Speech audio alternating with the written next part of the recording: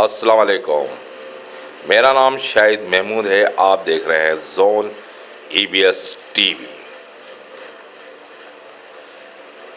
हमारा मकसद ये है कि आप इस वीडियो को पहले गौर से देखें, फिर खुद ही कहानी सोचें कि क्या कहना चाहता है जोन EBS TV।